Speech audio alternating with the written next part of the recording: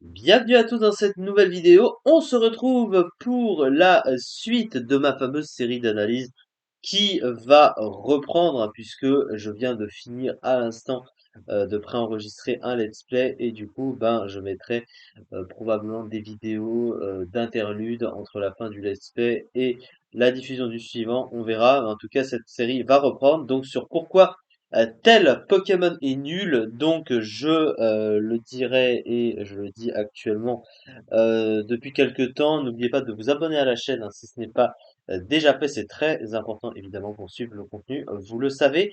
Et donc le Pokémon sélectionné pour cette fois-ci, c'est donc Stracy. Alors Stracy, c'est un Pokémon à l'image un peu de Diancie, c'est un Pokémon de la sixième génération. Et ce Pokémon, malheureusement, c'est pas très beau pour lui. En effet, il n'atteint que la 31e place du PU. Donc il risque, bon, pas encore, mais il est en train de se rapprocher du Zédu, hein, quand même. Avec 6,5% du coup du classement, il est loin d'être top tier. Pourquoi ce Pokémon est si mauvais en stratégie? Eh bien, on va s'intéresser à cela. On va commencer par son double type. Alors, il possède un double type qui est peu représenté en stratégie, Roche-Fée. Roche-Fée, c'est un double type qui est pas si mauvais que ça, finalement. Alors, même si défensivement, t'as quelques faiblesses assez gênantes, la double faiblesse au type Fée, au type acier, pardon, comme c'est un type très souvent utilisé pour justement passer les types fées, le problème c'est que le type roche a aussi la faiblesse au type acier. Et du coup, tous les Pokémon qui globalement, notamment sur des stabs, mais certains en termes de coverage, peuvent se targuer d'avoir recours à des attaques de type acier pour passer les types fées. C'est un petit peu compliqué. T'as aussi des faiblesses au type sol, au type eau, ça c'est des types gênants, ainsi qu'au type plante, peut-être moins gênantes, mais plus présentes dans les soutières. Et à côté, t'as quand même pas mal de résistances utiles, hein, notamment une immunité dragon, une résistance ténèbres, une résistance insecte, une résistance feu, une résistance vol. Ça, c'est des résistances, un slot de résistance très utile et qui va plutôt bien avec la logique du Pokémon, qui est d'être un Pokémon plutôt défensif. Offensivement, c'est également très fort, mais c'est là aussi où le bas blesse, parce que, comme vous pouvez le constater, le double type, le double stab, est super efficace sur 506 Pokémon dans le jeu. Rendez-vous compte qu'actuellement, il y a 1017 Pokémon, je crois, dans le jeu. Et c'est la moitié quasiment du jeu qui touche sur le super efficace, avec à la fois une attaque de type roche et à la fois une attaque de type fée, ce qui fait que c'est très simple de le couvrir avec du coverage. En effet, avec une capacité de type sol, notamment, vous allez toucher tous les Pokémon du jeu. Donc, étant donné qu'il a accès à des attaques de type sol, c'est assez facile à couvrir. Donc, ça veut dire que, il a pas trop besoin dans son move pool d'ajouter quelque chose à ses stabs offensivement, puisque ses stabs se suffiront un peu à eux-mêmes. Il y a que 62 Pokémon du coup qui résistent à ces stabs. C'est clairement pas énorme, même en 9e génération, puisque oui, le Pokémon est revenu en 9e génération, hein, évidemment. Et donc ça va. Mais malheureusement, malgré ça, le Pokémon est pas du tout adapté à son nouveau type finalement, surtout offensivement. C'est ce qu'on va voir. Alors on va s'intéresser d'abord au talent, il en possède deux, hein. Il possède Corsin. Corsin c'est plutôt correct, hein, ça l'empêche de se faire baisser ses stats, donc ça à la rigueur c'est pas un mauvais talent. Même s'il serait peut-être plus adapté à des Pokémon qui vont s'en servir, notamment des Pokémon plus offensifs comme Métalos, mais voilà. Et fermeté, alors fermeté, oui, mais on va dire, hein, en gros, ça lui permet de tanker un point de vie s'il est full vie sur le terrain et s'il est sur le point de se faire one shot. En fait, c'est pas trop adapté à ses stats, hein, très honnêtement. Déjà, il est très lent, donc ça veut dire que même s'il utilise son talent, il peut pas trop s'en servir derrière et il risque de se faire tuer, évidemment.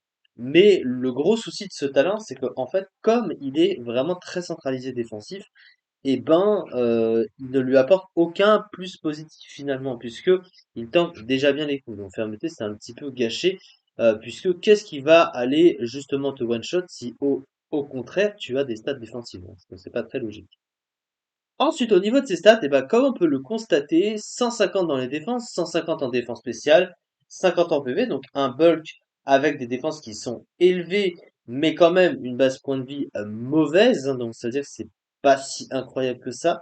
Mais le gros souci de ce Pokémon, c'est que il a des offenses nulles, hein, 50 en attaque, 50 en attaque spéciale, couplé à une vitesse nullissime de 50, qui même pour un Pokémon orienté défensif est assez mauvaise comme vitesse, ce qui fait qu'il est déjà dépassé par quasi tous les Pokémon du jeu.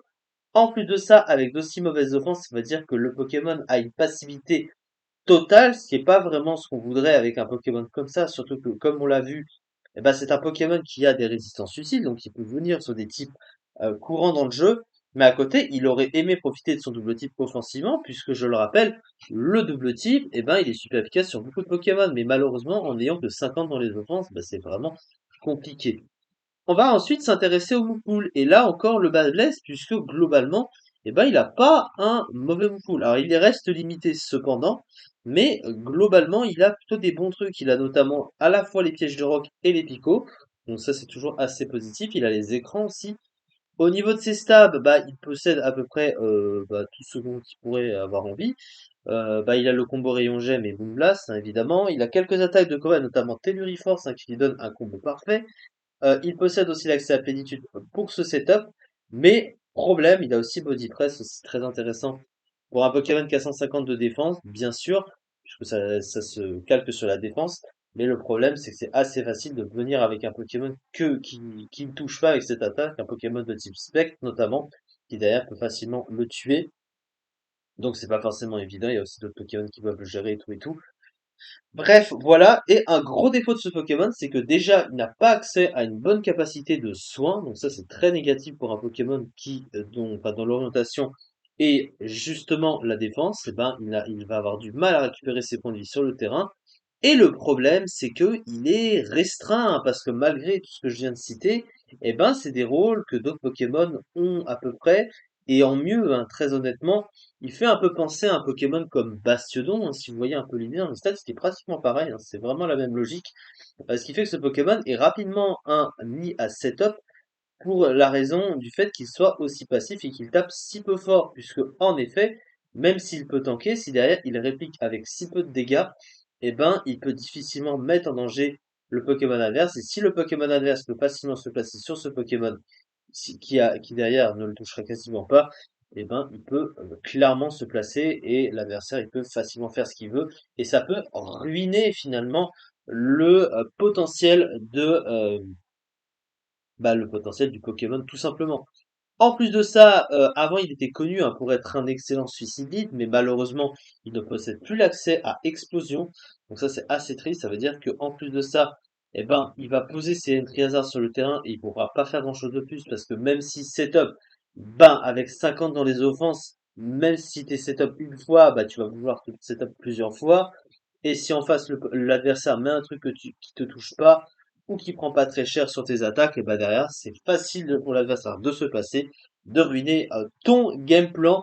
Donc ce Pokémon est malheureusement trop mauvais parce qu'il y a trop de choses qui peuvent profiter finalement de sa passivité et sa passivité générale, son manque d'options. C'est un problème. Malheureusement, le Pokémon est mal foutu en termes de stats par rapport à ses diverses options. Donc, très décevant. Bon, c'est pas un Pokémon qui particulièrement m'intéresse beaucoup. Mais bon, voilà, c'est ce qui a été tiré au sort. Et donc voilà, c'est ça pour cette vidéo. On se retrouve la prochaine fois pour parler d'un autre Pokémon et donc d'expliquer pourquoi il est nul en stratégie. Merci beaucoup de m'avoir suivi. N'oubliez pas de vous abonner à la chaîne si c'est pas déjà fait. Et en attendant la prochaine analyse, merci beaucoup et à très vite.